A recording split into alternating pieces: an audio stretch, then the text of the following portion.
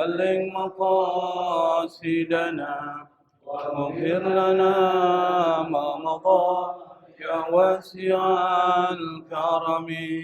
محمد سيد الكونين والثقلين والفريقين من عرب ومن عجم. يا رب بالمصطفى بلغ مقاصدنا واغفر لنا ما مضى يا واسع الكرم. هو الحبيب الذي ترجى شفاعته لكل هول من الأهوال مقتحم. يا رب بالمصطفى بلغ مقاصدنا واغفر لنا ما مضى يا واسع الكرم. يا رب واجعل رجائي غير منعكس لديك واجعل حسابي غير منخرم. يا رب بالمصطفى بلغ مقاصدنا واغفر لنا ما مضى يا واسع الكرم. وارض على جمعنا الحاضر بمغفرة تمحو خطايانا في بدء ومختتم. يا رب بالمصطفى بلغ مقاصدنا واغفر لنا ما مضى يا واسع الكرم. وصل ربي على المختار ما طلعت شمس النهار ولا أنجم الظلم.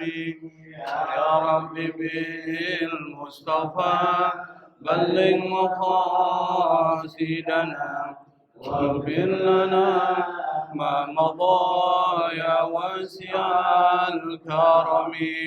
والآل والصحب والأنصار صار من تبعوا هداه واعترفوا بالأهل والذمم.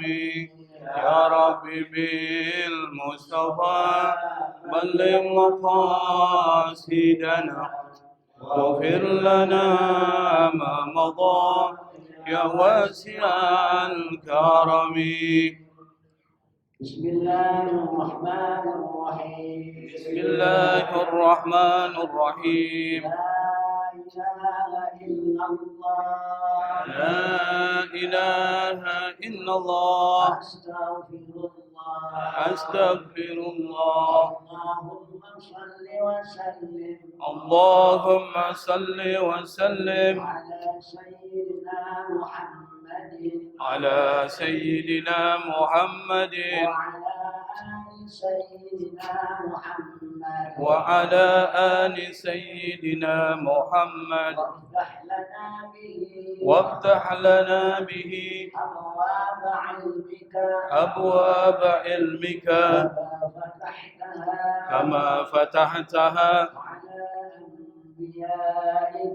على أنبيائك وعلمائك المتقدمين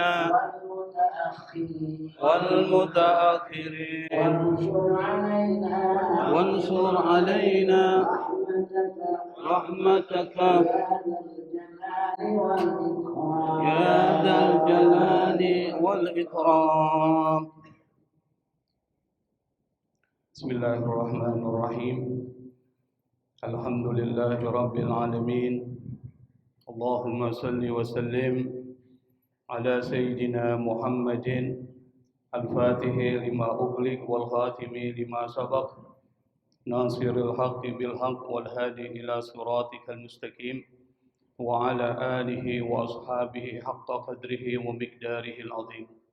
سبحانك لا علم لنا إلا ما علمتنا إنك أنت العليم الحكيم ولا حول ولا قوة إلا بالله العلي العظيم رب اشرح لي صدري ويسر لي أمري واحلل عقدة من لساني يفقهوا قولي أما بعد. Ma'asyiral hadirin yang dimuliakan, dibanggakan oleh Allah Subhanahu wa taala. Alhamdulillah, tak henti-hentinya puji dan syukur kita panjatkan kepada Allah Subhanahu wa taala yang dengan izin dan karunia-Nya kita masih bisa berkumpul di satu tempat yang dimuliakan oleh Allah Subhanahu wa taala, di majelis ilmu yang sangat dicintai dan dibanggakan oleh Rasulullah sallallahu alaihi wasallam. Pada kesempatan malam ini kita akan melanjutkan kajian tafsir kita masuk pada ayat 67 dan seterusnya. Di dalam surat Al-Baqarah ayat 67 Allah Subhanahu wa taala berfirman, "Wa iz qala Musa liqaumihi innallaha ya'murukum an tazbahu baqarah qalu atattakhizuna huzwa qala a'udzu billahi an akuna minal jahilin." Kata Syekh Ali As-Sabuni menafsirkan ayat ini, beliau mengatakan, wa iz qala Musa liqaumihi innallaha ya'murukum an tazbahu baqarah ay wazkuru ya bani Israila hina qala nabiyyukum Musa liqaumihi innallaha ya'murukum an tazbahu baqarah ba'da an qutila minkum qatilun wa lam ta'rifu qatilah. Kata Syekh Ali As-Sabuni menafsirkan ayat ini, beliau berkata, wazkuru, ingatlah, ya Bani Israel, wahai anak cucu keturunan dari Nabi Yakub. Hina qala nabiyukum, ketika berkata nabi kalian, siapa? Musa, yang bernama Musa, berkata kepada siapa? Liqaumihi, kepada kaumnya. Apa perkataan Nabi Musa? Innallaha ya'murukum an tazbahu baqarah. Sesungguhnya Allah memerintahkan kepada kalian untuk menyembelih baqarah. Baqarah itu artinya sapi betina. Kalau sapi jantan bukan disebut dengan baqarah tapi as-saur. Jadi bedakan. Sama dengan unta. Unta itu dalam bahasa Arab diungkapkan dalam berbagai istilah yang berbeda. Ada kata yang disebut dengan jamal. Jamal itu artinya unta. Ada naqah, itu unta juga.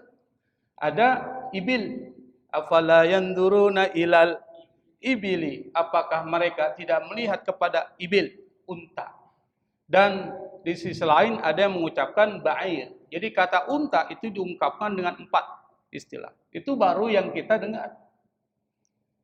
Kata sapi juga sama, tetapi di sini digunakan kata baqarah. Sesungguhnya Allah memerintahkan kalian untuk menyembelih seekor sapi ba'da an qutila minkum, setelah salah seorang dari kalian itu terbunuh. Walam ta'rifu, dan kalian tidak mengetahui qatilahu, yang membunuhnya siapa. Nah, ayat ini menggunakan kata baqarah. Dari ayat inilah kemudian surat Al-Baqarah dinamai. Jadi surat Al-Baqarah itu dinamai dengan kata yang ada di dalam surat Al-Baqarah ayat 67. Yang di situ disebutkan Baqarah. Sama dengan Alu Imran. Penamaan surat Alu Imran karena diceritakan tentang keluarga Ali Imran. Sama dengan An-Nisa. Karena di situ disebutkan istilah atau kata An-Nisa. Sama dengan Al-Maidah.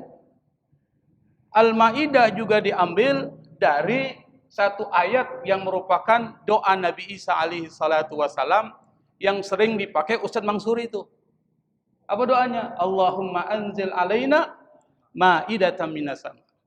doanya Ustaz Mansurid supaya diturunkan hidangan dari langit. Itu kan luar biasa. Nanti kalau diturunkan hidangan dari langit, bingung kita makannya nih. Maidah. Itu diambil dari doa itu. Dan seterusnya sama. Banyak nama-nama surat itu diambil dari kosakata yang ada di dalam surat tersebut. Nah, di sini Al-Baqarah itu diambil dari ayat ini. Istilah yang ada dalam ayat ke-67 surat Al-Baqarah. Yang di dalam surat Al-Baqarah ayat 67 ini, Nabi Musa berkata kepada kaumnya untuk menyembelih seekor sapi. Pertanyaannya adalah, kenapa Nabi Musa alaihi salatu wassalam memerintahkan Bani Israel untuk mencari seekor sapi dan menyembelihnya? Tentu ada kasusnya. Dan inilah episode berikutnya dari perjalanan Nabi Musa alaihi salatu wassalam. Jadi di antara nabi-nabi yang paling banyak ceritanya dalam Al-Quran itu Nabi Musa. Dibandingkan Nabi Muhammad sallallahu alaihi wasallam. Kenapa? Di situ banyak pelajaran moral yang bisa dipetik. Nah, salah satunya adalah episode terkait dengan persoalan perintah Nabi Musa kepada Bani Israel untuk menyembelih sapi betina. Kenapa? Ceritanya itu adalah dulu pada saat Nabi Musa alaihi salatu wassalam hidup, itu di kalangan Bani Israel ada seorang yang sangat kaya. Seorang hartawan yang kekayaannya tuh luar biasa melimpah. Tapi sayangnya dia tidak mempunyai seorang anak yang mewarisi kekayaannya itu. Itu persoalannya. Sementara dia punya kerabat, punya keluarga, punya saudara. Yang saudara-saudaranya ini menginginkan harta warisan dari orang yang kaya raya. Sampai kemudian satu ketika sang hartawan ini yang mempunyai harta yang sangat banyak, tiba-tiba ditemukan telah meninggal, tewas. Kenapa tewas? Dibunuh di depan sebuah rumah penduduk. Yang pertama kali menemukan sang hartawan ini meninggal adalah kerabatnya. Lalu gemparlah seisi desa tersebut dan masing-masing bertanya, kira-kira yang bunuh siapa ini? Ada yang nuduh, jangan-jangan kerabatnya nih, karena mereka menginginkan hartanya. Ada yang menuduh, jangan-jangan pemilik rumah di mana jasad hartawan itu berada meninggal di situ, jangan-jangan yang bunuh pemilik rumah depan itu. Akhirnya di tengah-tengah cekcok di antara masyarakat, tiba-tiba ada seorang bilang, kenapa Anda ribut-ribut? Bagaimana kalau seandainya kita datang kepada Nabi Musa? Nabi Musa ini kan nabi, maka doanya pasti akan dikabulkan Allah Subhanahu wa taala dan permintaannya pasti akan dipenuhi oleh Allah Subhanahu wa taala. Akhirnya mereka pun berbondong-bondong menemui Nabi Musa. Nabi Musa mendengar kisah mereka. Apa yang terjadi? Mereka bercerita tentang persoalan yang saya sebutkan tadi. Akhirnya Nabi Musa lalu kemudian berdoa kepada Allah Subhanahu wa taala. Karena Nabi Musa ini kan dapat gelar apa, Pak? Kalimullah. Orang yang diberikan kesempatan untuk berbicara langsung kepada Allah. Langsung dia minta sama Allah, dia bicara sama Allah. Ya Allah, kira-kira yang bunuh ini siapa? Akhirnya Allah perintahkan kepada Nabi Musa agar kaumnya, umatnya itu menyembelih seekor sapi betina. Orang-orang Bani Israel berkata, qalu atattahizuna huzwa. Mereka berkata, atattahizuna huzwa. Apakah engkau ya Musa menjadikan kami ini sebagai bahan ejekan?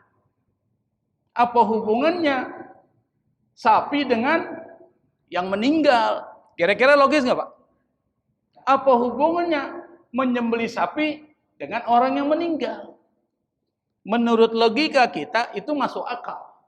Masa disuruh mengetahui siapa pembunuhnya, lalu perintah menyembelih sapi. Kenapa orang Bani Israel tersinggung? Karena mereka dulu, Pak, pernah kita cerita episode apa? Mereka pernah menyembah patung anak sapi. Tersinggung dia. Kok tiba-tiba Nabi mengatakan bahwa Allah memerintahkan mereka menyembelih anak sapi atau sapi betina. Tersinggung. Nah, ketersinggungan mereka sampai kemudian mengucapkan kalimat-kalimat yang tidak pantas kepada Nabi Musa alaihissalatu wassalam. Nah, pesan moral yang bisa dipetik dari sini, Pak. Kenapa? Salah satu perilaku yang tidak akan pernah berubah dari Bani Israel itu adalah mereka enggak punya adab. Enggak punya tata krama. Enggak punya sopan santun. Bahkan kepada nabi mereka sendiri. Kepada ulama-ulama mereka sendiri. Yang dulu kita pernah ceritakan bagaimana Nabi Musa itu sering dilecehkan oleh Bani Israel. Nah, pelecehan yang kedua adalah mereka mengatakan kalimat yang tidak pantas kepada Nabi Musa alaihissalatu wassalam. Padahal Nabi Musa, nabi mereka itu adalah yang pertama kalimullah, orang yang bisa bicara langsung dengan Allah Subhanahu wa taala. Ini bukan sembarang orang nih Musa ini. Kok adabnya seperti itu? Yang kedua, Nabi Musa ini adalah manusia pilihan Allah. Itu disebutkan dalam Al-Qur'an. Dan Nabi Musa ini adalah petugas Allah, bukan petugas partai, Pak. Petugas Allah. Wastana'tuka li nafsi. Kata Allah, engkau ya Musa, aku jadikan sebagai petugasku. Anda bisa bayangkan petugas Allah. Kira-kira mulia enggak, Pak? Mulia. Siapa petugas Allah? Para nabi dan rasul, para ulama. Itu petugas Allah. Petugas Allah tentu dijaga oleh Allah Subhanahu wa taala. Tetapi orang-orang Bani Israel, mereka tidak punya adab, bahkan mengucapkan kalimat-kalimat tak pantas kepada nabi mereka sendiri. Meskipun ayat ini bicara tentang Bani Israel dan Nabi Musa, tetapi pesan moralnya bersifat umum. Berlaku juga untuk kita. Kenapa? Karena di dalam persoalan keislaman yang diambil itu adalah perintah yang bersifat umum, lafaz yang bersifat umum. Itu kaidahnya. Bukan sebab yang bersifat khusus. Ini perlu diambil, Pak. Meskipun ayat ini bicara tentang Musa dan Bani Israel, tapi pesan moralnya adalah kita sebagai seorang muslim dengan pewaris para nabi kita harus mempunyai sifat sopan santun, punya adab, tata kerama. Kalau manggil jangan manggil namanya. Kalau manggil dengan cara yang terhormat. Makanya muncullah beberapa istilah di dalam masyarakat kita untuk memuliakan para ulama kita panggil. Di Betawi, guru, tuan guru. Apalagi tuh? Di Jawa Barat, ajengan. Apalagi? Buya. Kalau Gus anak kiai, beda itu. Kalau yang nama anak kiai itu Gus. Artinya apa? Masih rendah posisinya. Tapi yang tinggi ya kiai. Nah di Jawa dipanggil kiai, masyarakat kita bilang kiai atau tuan guru atau guru atau apa? Muallim. Biasanya kalau di Betawi itu bilangnya muallim. Dan seterusnya. Ini penghargaan dan memang diperintahkan seperti itu. Maka kalau kita mengatakan hal-hal yang tidak etis, tidak sopan kepada para nabi karena nabi sudah tidak ada, berarti pewarisnya. Maka pasti akan ada sesuatu yang menimpa orang tersebut. Tapi ingat, yang dimaksud ini adalah ulama yang benar. Ulama yang lurus. Ulama yang orientasi hidupnya adalah Allah Subhanahu wa taala. Karena sekarang banyak ulama-ulamaan. Ulama yang hidup tujuannya cuma dunia. Makanya pernah diceritakan, Pak. Pada zaman Nabi, ada 2 sahabat Nabi itu digigit anjing. Lalu kemudian salah seorang datang kepada Nabi. Nabi tanya, kenapa engkau? Saya habis digigit anjing ya Rasul. Tiba-tiba muncul sahabat yang kedua, datang kepada Nabi, mengalami hal yang sama. Nabi bertanya, engkau kenapa? Sama ya Rasul, saya juga digigit anjing. Akhirnya Rasul kemudian memutuskan, ini anjing harus dimusnahkan nih. Karena dia bisa mengganggu. Dia bisa menyebarkan penyakit. Pada saat ketika Rasulullah Shallallahu Alaihi Wasallam mencari anjing tersebut, dapatlah. Pada saat mau dibunuh anjing itu berkata, Pak. Dan ingat, yang membuat dia berkata Allah. Karena apa? Karena Rasulullah Shallallahu Alaihi Wasallam. Kalau kita nggak mungkin anjing bisa bicara dengan kita, apalagi kita bicara sama semut. Seperti Mama Gufron, nggak mungkin tuh. Semut lah diajak bicara. Yang bisa tuh Nabi. Kenapa? Karena mereka diberikan peluang untuk bisa bicara dengan binatang, termasuk Rasulullah Shallallahu Alaihi Wasallam. Anjing bilang sama Nabi, ya Rasul, saya ini gigit kedua orang ini karena dia menghina Abu Bakar dan Umar bin Khattab radhiyallahu anhu. Artinya apa? Ucapan-ucapan yang tidak pantas kepada para ulama itu bisa seperti itu. Tiba-tiba ada anjing gigit kita. Kenapa? Jangan-jangan kita pernah ngucapin kalimat yang nggak pantas terhadap para guru-guru kita. Jadi hati-hati. Itu yang pertama. Yang kedua, pesan yang ingin disampaikan di dalam perkataan Bani Israel yang melecehkan Nabi Musa alaihissalatu wassalam itu, pesan moral yang kedua adalah jangan ngeremehin syariat. Ini Bani Israel dengan ucapannya ini menganggap rendah apa yang diperintahkan oleh Nabi Musa alaihissalatu wassalam. Nabi Musa bilang, innallaha ya'murukum an tasbahu baqarah. Allah sungguh memerintahkan kalian menyembelih seekor sapi betina. Seharusnya kalau Nabi yang bilang, dia harus melaksanakan.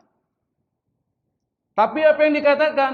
Mereka mengatakan sesuatu yang di dalam perkataan itu adalah ejekan kepada perintah Allah Subhanahu wa taala kepada Nabi Musa dan disampaikan oleh Nabi Musa kepada Bani Israel.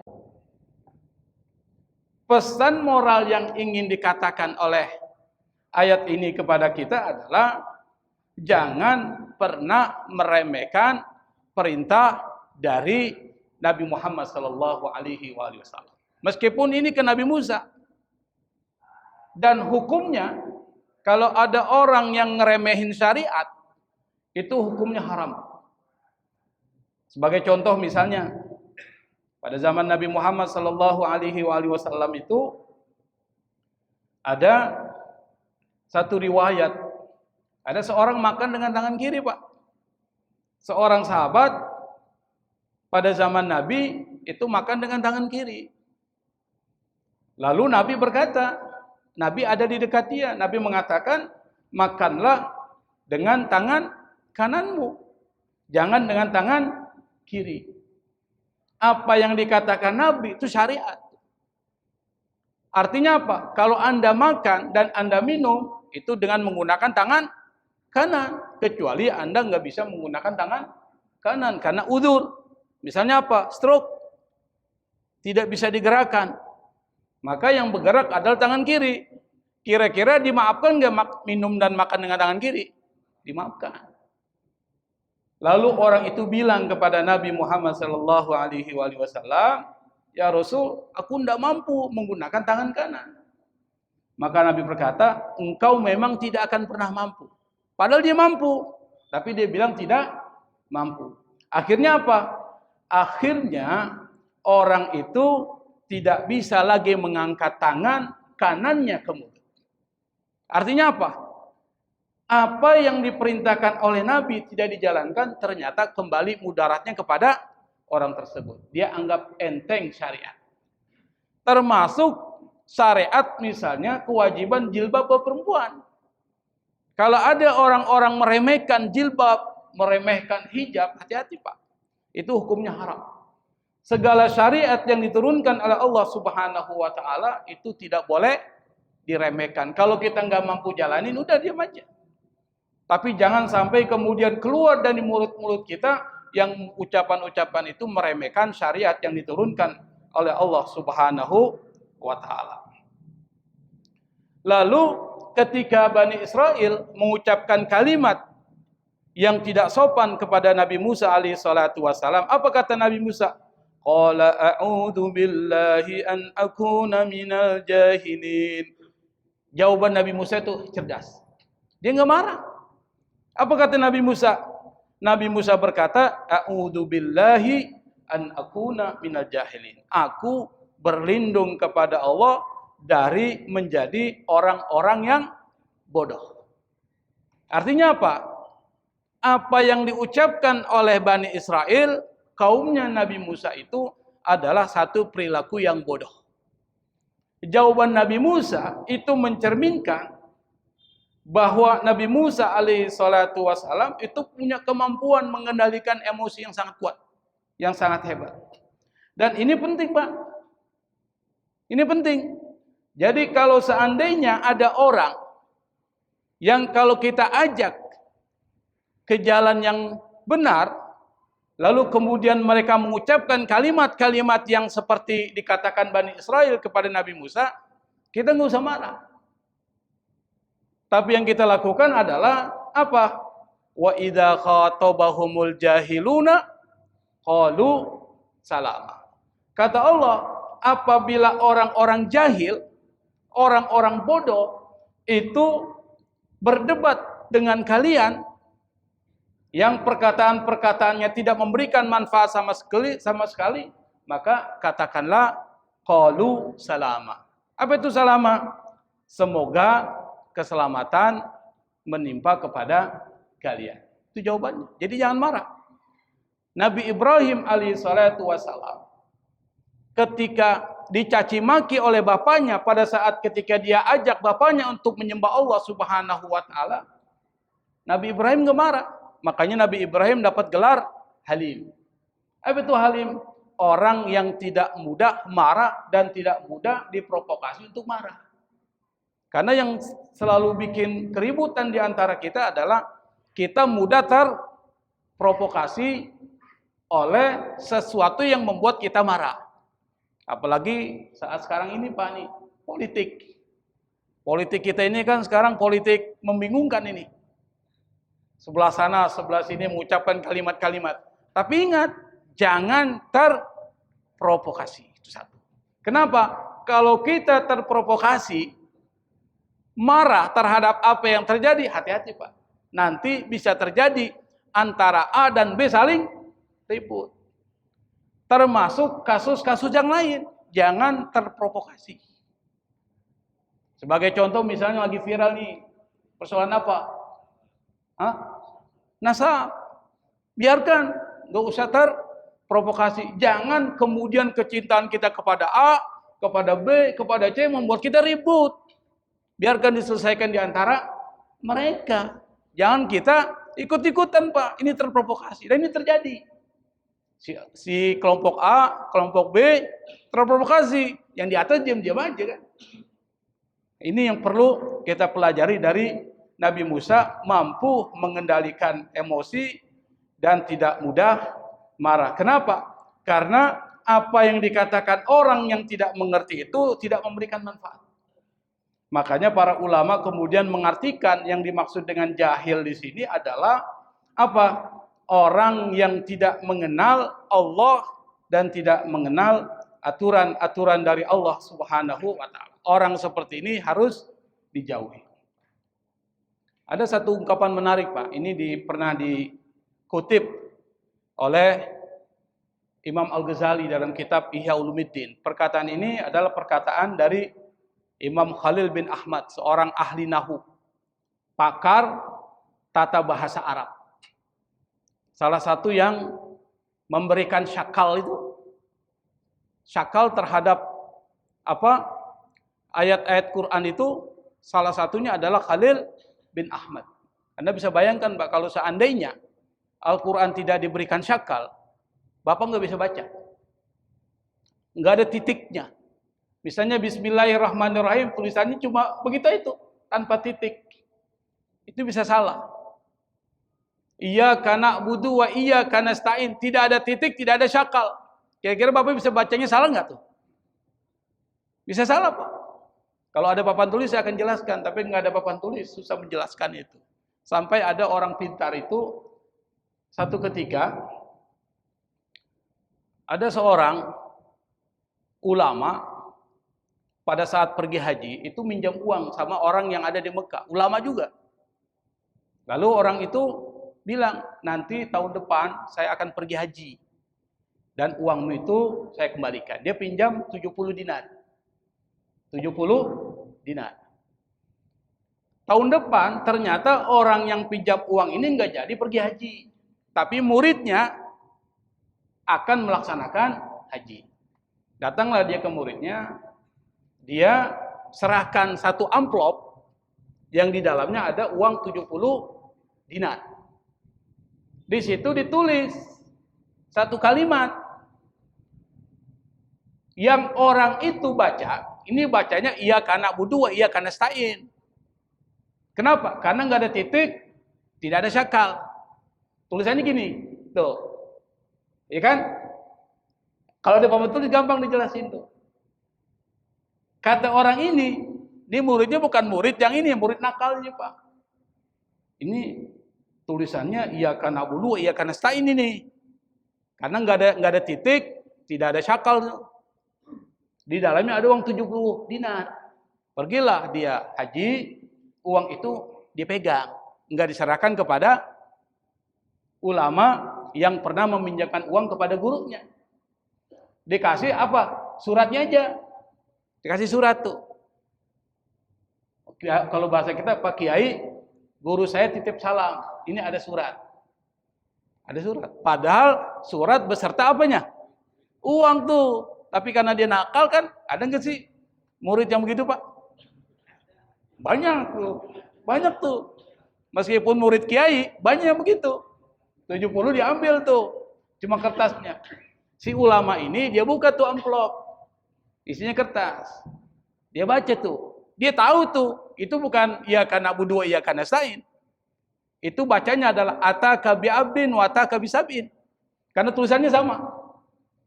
Apa tuh artinya? Telah datang engkau seseorang dan dia datang kepada engkau dengan membawa 70. Itu bahasanya tuh. Ataka bi abdin wa ataka bi sab'in. Tulisannya sama tuh. Iyyaka na'budu wa iyyaka nasta'in. Karena enggak ada titiknya kan? Tapi dia tahu telah datang kepada engkau bi abdin, seorang hamba. Bi abdin itu kan seperti na'budu. Wa iyyaka nasta'in wa ataka bi sab'in. Wa iyyaka nasta'in, sama tuh tulisannya. Akhirnya orang itu kok dia tahu nih bahwa dia membayar uang 70 dinar. Kenapa? Ulama dengan ulama itu lain cerita komunikasinya, Pak. Beda. Maksudnya apa?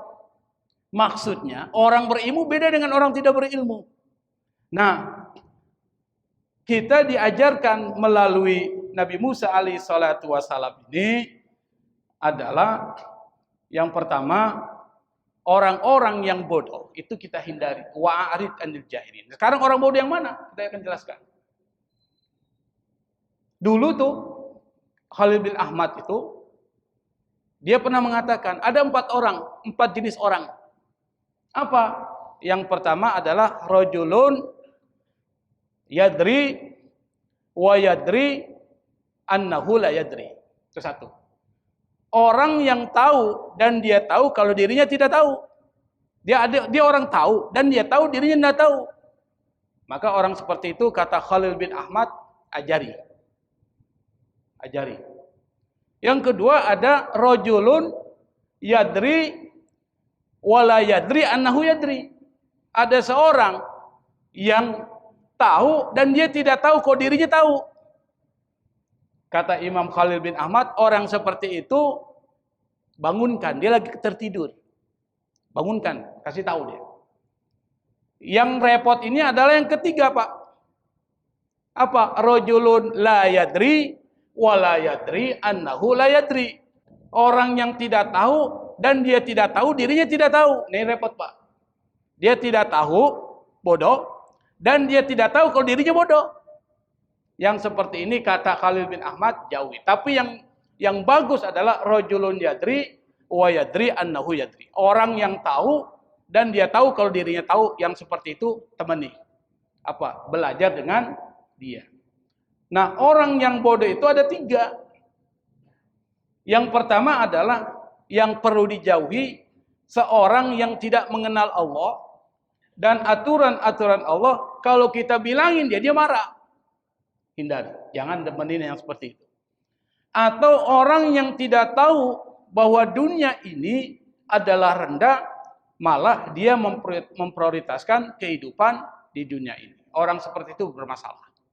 Maka kalau kita mengambil pesan moral dari Nabi Musa alaihi salatu wassalam, berlindung dari punya sikap seperti orang bodoh dan berpaling dari orang yang bodoh. Nah, kita lanjutkan Pak, karena ini ayatnya panjang ya, tapi kita singkat saja. Lalu kemudian Allah Subhanahu wa taala melanjutkan, qalu ud'u lana rabbaka yubayyin lana ma hi qala innahu yaqulu innaha baqaratun la faridun wala bikrun nawanun baina dhalik faf'alu ma tu'marun. Ketika mereka diperintahkan untuk menyembelih seekor anak sapi, lalu mereka mengatakan, qalu ud'u lana rabbak ya Musa, coba tanya kepada Tuhanmu, yubayyin lana ma hiya, jelaskan kepada kami kira-kira sapi yang kami diperintahkan untuk kami bunuh itu sapi yang gimana? Tuh. Orang Bani Israel tuh. Nanti akan ada pesan moralnya. Apa kata Nabi Musa? Qala innahu yaqulu innaha baqaratun la faridu wala bik awanum baina dzalik. Kata Musa, kalau seandainya orang-orang Bani Israel tidak bertanya, mungkin sapi apa aja selesai. Sapi apa aja selesai, enggak ada masalah. Tapi ketika mereka bertanya, maka Allah kemudian menjelaskan, Nabi Musa berkata bahwa yang dimaksud dengan sapi yang harus kau sembelih adalah baqaratun la faridu wala bikr. Dia tidak tua, tidak juga muda. Tidak tua, tidak muda. Lalu yang gimana? Awanum baina dzalik, tengah-tengah. Tidak tua, tidak muda. Faf'alu ma tu'marun, kata Nabi Musa kepada Bani Israel, laksanakan apa yang diperintahkan Allah. Mereka belum melaksanakan. Mereka tanya lagi, Pak. Apa pertanyaan mereka? Qalu ud'u lana rabbaka yubayyin lana ma launuha. Mereka bertanya lagi, jelaskan kepada kami, minta kepada Tuhanmu Musa, yubayyin lana ma launuha. Jelaskan kepada kami warnanya apa. Tuh, bayangkan itu Bani Israel. Apa kata Nabi Musa? Qala innahu yaqulu innaha baqaratun safra'u faqi'un launuha tasurrun nadirin. Kata Nabi Musa, sapi yang kalian harus sembelih adalah selain tidak tua, tidak muda, warnanya itu safra, warnanya kuning. Bukan cuma sekedar kuning, tapi faqi'ul launuha, sangat kuning. Kira-kira susah, jadi tambah susah enggak, Pak? Tambah susah itu. Faqi'ul launuha tasurrun nadirin. Apa? Kalau orang ngelihat kepada sapi itu senang. Karena sapinya cakep, warnanya kuning. Di sini ada enggak sapi kuning, Pak? Enggak ada kan? Apakah berhenti sampai di situ? Tidak, Pak. Di Bani Israel nih. Mereka bertanya lagi, qalu ud'u lana rabbaka yubayyin lana ma hi. Mereka berkata, minta kepada Tuhanmu ya Musa, apa? Yubayyin lana ma hi. Jelaskan kepada kami sebenarnya yang gimana sih? Apa kata mereka? Innal baqara tashabaha alaina. Sapi itu masih belum jelas, tasyabah, masih remeng-remeng tuh bagi kami. wa inna insyaallahu lamuhtadun. Semoga setelah engkau jelaskan wahai Musa, kami termasuk orang yang tahu nih. Kira-kira sapi apa yang harus kami sembelih? Karena nanti kaitannya dengan persoalan apa? Persoalan orang yang meninggal tadi itu Pak, siapa pembunuhnya itu? Apa kata Musa? Qala innahu yaqulu innaha baqaratun la dalunu tusilur arda wa la taskil ars. Kata Musa, sapi yang harus kalian sembelih selain tidak tua, tidak muda, berwarna kuning pekat, juga apa? La dalulun, tidak ada cacatnya. Tusirul ardo, tidak pernah digunakan untuk membajak sawah. Kan biasanya sapi digunakan untuk membajak sawah. Wala tarskil har, sama, tidak digunakan untuk membajak sawah ataupun hal-hal lain terkait dengan persoalan itu. Musallamatul la syiyata fiha, bebas dari cacat. Artinya apa? Ini sapi benar-benar sapi pilihan. Seandainya mereka tidak bertanya, itu sapi apa aja selesai. Tapi karena mereka bertanya, maka semakin sulit untuk mereka lakukan. Apa kata mereka? Qalul ana ji'ta bil haq. Sekarang baru jelas. Kata siapa? Bani Israil. Sekarang baru jelas nih. Pertama, sapinya tidak tua, tidak muda. Warna kuning, pekat. Tidak pernah digunakan untuk membajak sawah. Tidak juga ada cacatnya. Jelas sekarang. Kata siapa? Bani Israil. Fadzabahuha wa ma kadu yaf'alun. Mereka kemudian menemukan sapi itu setelah bersusah payah mencarinya tuh. Setelah mereka temukan, fadzabahuha, mereka lalu sembelih sapi itu, wa ma kadu yaf'alun. Hampir saja mereka tidak bisa menyembelih sapi tersebut karena susah dicari. Sapinya siapa? Ada ceritanya, Pak. Sapi siapa yang dia dapat dan dia beli? Itu sapi milik orang anak yatim.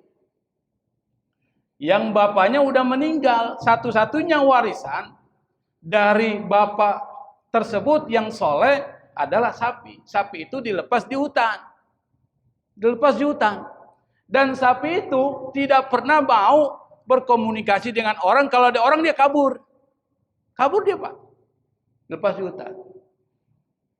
Nah, atas wasiat sang ayah, sapi itu tidak diizinkan bekerja dan setelah itu dirawat sedemikian rupa. Jadi ceritanya pada saat di hutan itu ada anak yatim ini datang ke hutan. Dia lihat itu ada sapi. Kalau orang yang lain yang datang itu biasa sapi itu kabur. Tapi dengan dia enggak kabur. Lalu mendekat dengan anak yatim. Kenapa? Karena sapi itu tahu bahwa pewarisnya adalah anak yatim tersebut. Yang anak yatim ini kehidupannya susah. Akhirnya setelah itu sapi itu dibawa pulang oleh anak tersebut, dirawat sedemikian rupa dan tidak diizinkan bekerja. Pokoknya dirawat. Karena sewaktu-waktu sapi ini akan memberikan manfaat. Ternyata sapi itu yang dicari oleh Nabi Musa beserta Bani Israil. Dan dia beli sapi itu dengan harga yang sangat mahal. Sapi itu. Ketika sapi itu ditemukan, baru mereka mampu untuk menyembelihnya. Nanti kita akan bicara. Kira-kira nanti setelah disembelih, itu digunakan untuk apa? Nanti kita akan bicara. Tetapi yang ingin saya sampaikan di sini adalah pesan moral dari apa yang dilakukan oleh Bani Israil itu adalah yang perlu kita petik. Jangan banyak bertanya tentang sesuatu kalau seandainya itu diberikan kepada kalian, itu bisa memberatkan kalian. Itu satu pesan. Dan itu disebutkan di dalam Al-Quran, surat Al-Maidah ayat 101. La tas'alu an asya'a in tubda lakum tasukkum. Kata Allah, wahai orang-orang beriman, jangan kalian bertanya tentang sesuatu kalau seandainya diberikan informasi kepada kalian sesuatu itu bisa memberatkan kalian. Ini tentang apa? Pada zaman Nabi Muhammad SAW itu ada orang Pak sahabat bertanya kepada Nabi. turun ayat tentang haji. Turun ayat tentang persoalan haji. Lalu sahabat ini nanya, ya Rasul, apakah haji itu tiap tahun? Sahabat tanya ini. Kira-kira pertanyaan itu wajar nggak sih? Wajar itu. Lalu Rasul diam aja. Diam, tidak menjawab. Sampai sahabat itu bertanya yang kedua kali, apakah setiap tahun kita harus berhaji ya Rasul? Nabi diam aja. Sampai kemudian sahabat itu bertanya untuk ketiga kalinya. Baru Nabi kemudian menjawab, kalau aku jawab iya, niscaya akan memberatkan kalian. Maka tinggalkan, jangan bertanya terhadap sesuatu yang aku diamkan. Artinya apa? Kalau seandainya kita menanyakan sesuatu, yang sesuatu itu tidak memberikan manfaat, jangan. Misalnya apa? Tentang persoalan eksistensi Tuhan. Kan para filosof itu sering tanya tuh, Tuhan di mana berada dan sebagainya, itu gak penting amat. Kenapa? Kalau seandainya dijawab kira-kira memberikan manfaat enggak? Atau bertanya tentang persoalan jin, Pak. Kira-kira jin makannya apa sih? Jin kalau kawinnya gimana? Kira-kira penting nggak sih, Pak? Nggak penting amat tuh. Tidak memberikan sesuatu kepada kita. Maka ada 3 jenis pertanyaan. Pertanyaan pertama adalah pertanyaan orang awam untuk mengetahui apa yang tidak diketahui. Itu dijawab. Jadi kalau orang nanya bagaimana caranya sholat, jawab. Bagaimana caranya wudhu, dijawab itu. Karena itu pertanyaan yang harus dijawab. Yang kedua, pertanyaan untuk memperdalam. Biasanya apa? Banyak. Misalnya ada perdebatan tentang satu persoalan. Ini perlu diperdalam nih. Dalilnya, mana yang lebih kuat, dan sebagainya, itu boleh. Tapi yang nggak boleh adalah pertanyaan yang tidak penting. Itu jangan ditanyakan. Kenapa? Kalau dijawab bisa memberikan mudarat kepada kalian. Ini pesan moralnya. Apa yang dikatakan oleh Allah dalam Al-Quran terkait dengan Bani Israel yang suka bertanya tentang sesuatu seperti yang saya ceritakan tadi, kalau seandainya dia tidak mempertanyakan yang kedua dan ketiga, sebenarnya sapi apa aja nggak ada masalah. Nah kemudian Allah Subhanahu wa Ta'ala melanjutkan, apa sih tujuan dari penyembelihan sapi itu? Di dalam ayat 72 dan 73 itu dijelaskan apa?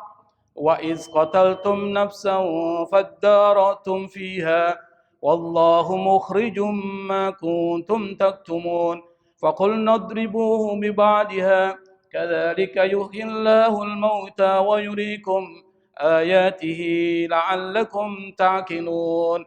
Kata Allah, wa iz qataltum nafsan, ingatlah ketika kalian membunuh satu orang, faddaratum fiha, kalian menyembunyikan persoalan tersebut.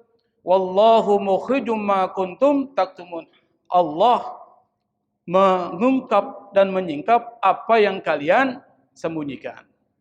Faqulna idribuhu bi ba'diha, kata Allah, maka kami berkata, idribuhu bi ba'diha, maka pukullah orang tersebut bi ba'diha, dengan sebagian apa yang ada pada sapi yang sudah disembelih itu.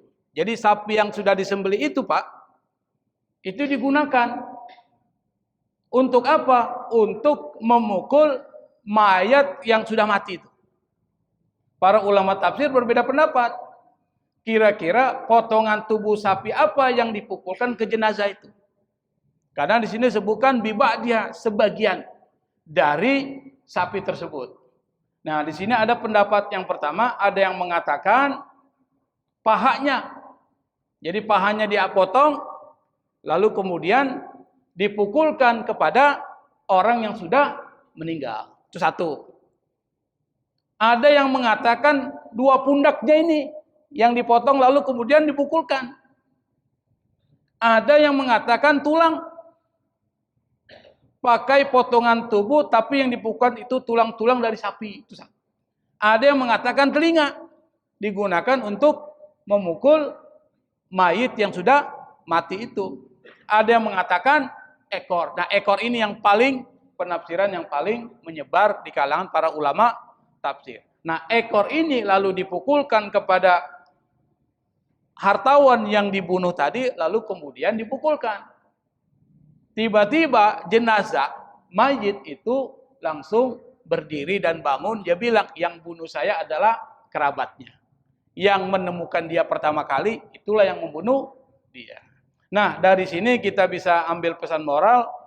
Kadzalika yuhyillahul mauta wa yuriikum ayatihi la'allakum ta'qilun. Demikianlah Allah menghidupkan orang mati dan memperlihatkan kepada kalian tanda-tanda kebesaran Allah, la'allakum ta'qilun. Semoga dengan peristiwa ini Anda menggunakan akal Anda, melakukan perenungan dan pemikiran bahwa Allah itu kuasa untuk melakukan apapun, termasuk menghidupkan orang yang sudah mati.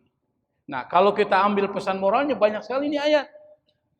Saya ulangi, yang pertama, pesan moral tersebut adalah jangan meremehkan syariat. Satu.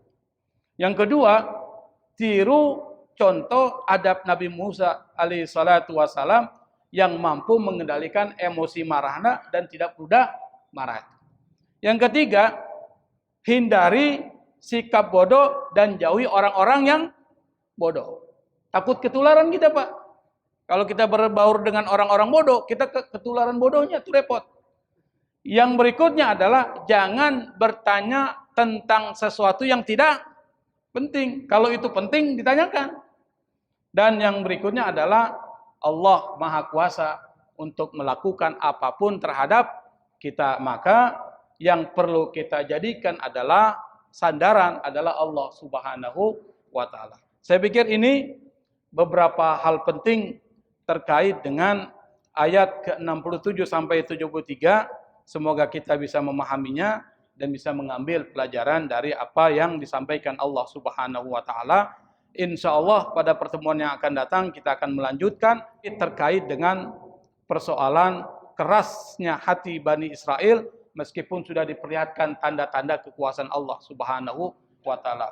Wallahu yaqul haq wa yahdi sabil. Wassalamualaikum warahmatullahi wabarakatuh.